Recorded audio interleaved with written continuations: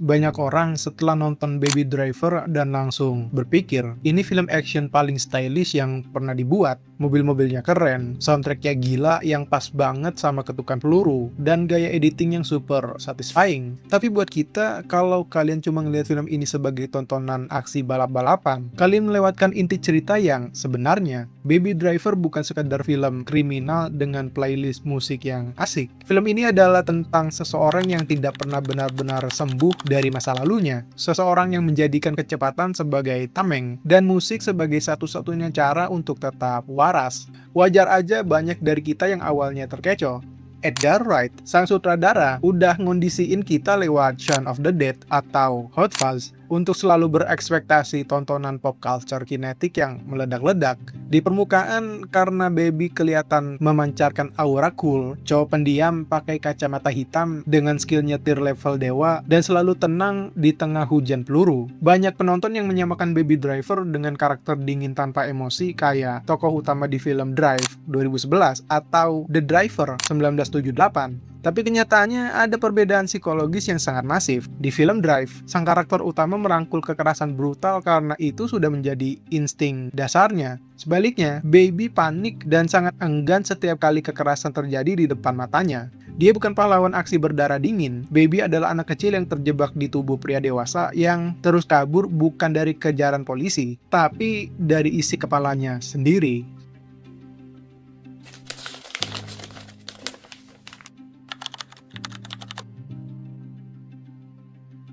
Sekarang, mari kita bedah psikologis utamanya. Tinnitus, dengung di telinga Baby itu bukan cuma gimmick plot supaya filmnya punya alasan logis buat terus mutarin musik. Tinnitus adalah manifestasi fisik dan psikologis dari trauma masa kecilnya, sebuah pengingat abadi dari kecelakaan fatal yang merenggut nyawa kedua orang tuanya. Secara klinis, trauma hebat bertindak sebagai pemicu stres atau stressful life event yang bisa membuat dengung itu terus berlanjut dan mengganggu keseimbangan psikologis seseorang. Keheningan adalah musuh paling mematikan buat Baby, karena saat dunia sepi, memori kecelakaan itu kembali menjerit di telinganya. Dr. Laguin Sherlock dari American Tinnitus Association pernah memberikan analogi yang luar biasa brilian soal ini. Bayangin kalian nyalakan satu batang lilin di sebuah ruangan yang gelap gulita. Cahaya lilin itu akan terlihat sangat terang, dominan, dan menyita seluruh perhatian kalian. Tapi kalau kalian nyalain lilin itu yang sama di ruangan yang udah diterangi lampu neon terang, kalian bahkan nggak akan sadar lilin itu ada. Itulah fungsi puluhan iPod vintage yang dibawa Baby. Baby sengaja membanjiri ruang dengarnya dengan cahaya berupa musik volume maksimal, supaya dering trauma masa lalunya bisa tenggelam. Ketika Baby menemukan lagu yang pas, dia masuk ke dalam flow state, sebuah kondisi di mana dia memegang kendali penuh atas dunianya. Dia akan mengulangi lagu dari awal cuma supaya semua kejadian selaras dengan ritmenya. Sebaliknya, kalau ritmenya hilang, dia jadi berantakan, sering menabrak orang, dan kehilangan arah. Musik bukan sekedar selera seni buat dia. Musik adalah alat survival, sebuah coping mechanism. Kalau dia mencabut earphone-nya, tameng mentalnya hancur.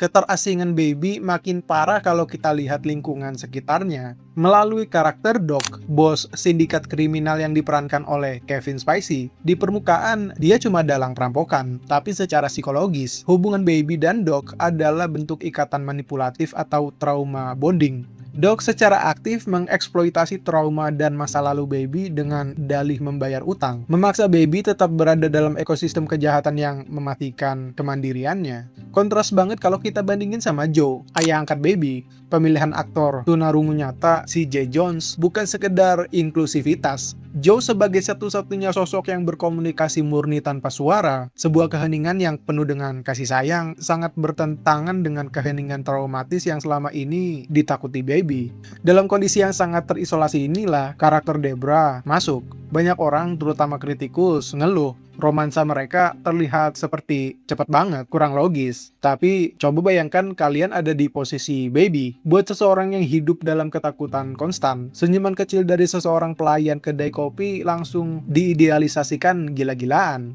Debra, dengan seragam retro layaknya gadis dari tahun 1950-an, bukan sekedar pacar. Di mata Baby, Debra adalah simbol masa lalu yang damai. Dia adalah representasi kemungkinan hidup baru yang bebas dari kekerasan modern dengan tiket pelarian dari neraka yang dikendalikan oleh Doc.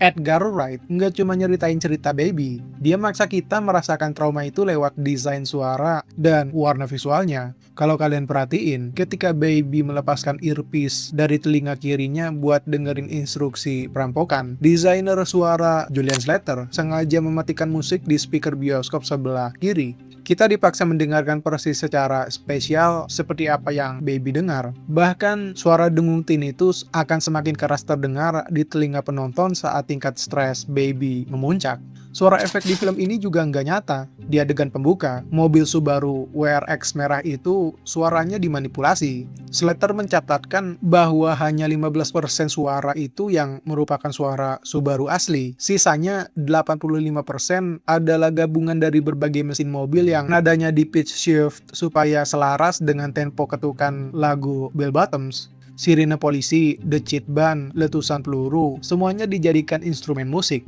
Biar pergerakan itu sempurna, penyunting utama Paul McLeish bahkan melakukan on-set editing. Dia nggak ngedit di studio, melainkan duduk langsung di lokasi syuting dan menyambungkan gambar secara real-time ke sistem software yang memastikan setiap gambarnya selaras dengan lagu. Dan bicara soal kendali, perhatikan teori warna kostum yang dirancang oleh Courtney Hoffman. Anggota geng pakai baju mencolok, neon, dan perhiasan yang norak. Tapi Baby selalu terisolasi dalam warna hitam, putih, atau abu-abu, sebuah penolakan untuk berbaur. Namun ada satu detail yang gila. Seiring plot berjalan dan Baby dipaksa terlibat dalam kekerasan brutal, kaos dalam putih yang ia pakai secara bertahap berubah warna menjadi semakin abu-abu. Ini adalah cerminan visual bahwa kepolosan mulai tercemar dan moralitas kini jatuh ke zona abu-abu.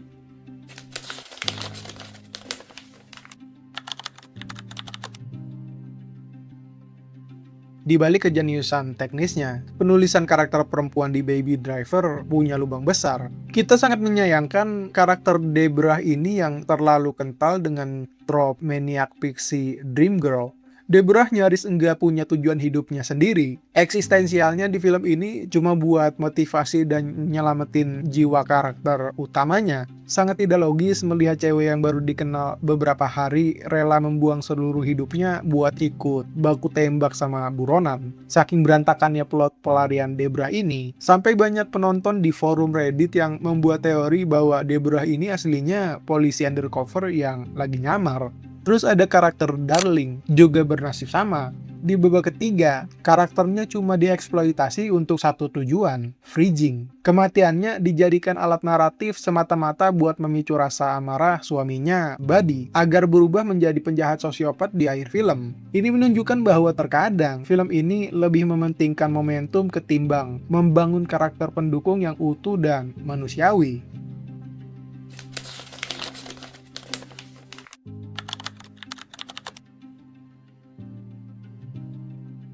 Pada akhirnya, Baby Driver menebus kekurangan ini lewat eksekusi akhir yang sangat berani di genre kriminal. Disinilah flow state musik Baby dihancurkan seutuhnya. Ketika peluru mulai menembus jantung seseorang, Baby sadar fantasinya cacat. Puncak penceritaan ada di atas jembatan beton di akhir film, terkepung oleh polisi tanpa alat putar musik. Pendengarannya rusak parah karena pistol ditembakkan tepat di telinganya. Di momen itulah, Baby melakukan satu hal yang menentang dasar sifat traumanya. Dia melepaskan kendalinya, dia membuang kunci mobilnya ke sungai, tidak mau lari lagi, dan menyerahkan dirinya ke polisi demi melindungi masa depan Debra dari konsekuensi hukum. Menerima hukum penjara adalah tindakan paling otonom dan rasional dalam hidupnya.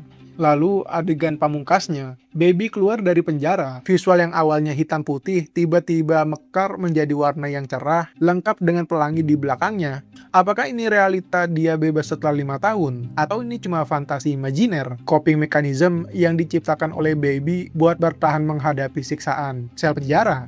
Edgar Wright sendiri bilang di sebuah wawancara bahwa di akhir film ini sengaja dibiarkan ambigu. Karena buat seseorang penyintas trauma, batas antara harapan masa depan dan fantasi pelarian kognitif itu memang seringkali tumpang tindih. Mungkin alasan kenapa Baby Driver terasa begitu hyperkinetic dan stylish adalah karena memang begitulah cara Baby memfilter dunianya yang hancur. Musik, ritme, dan kecepatan bukan soal pamer estetika. Itu semua adalah alat bertahan hidup.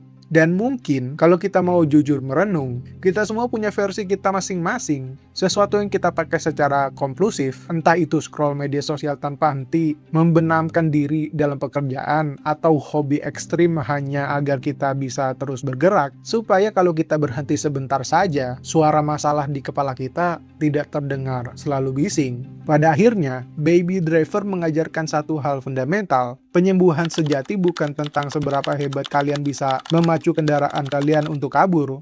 Ini seberapa berani kalian menarik rem, mematikan mesin, dan akhirnya berhenti melarikan diri dari kenyataan.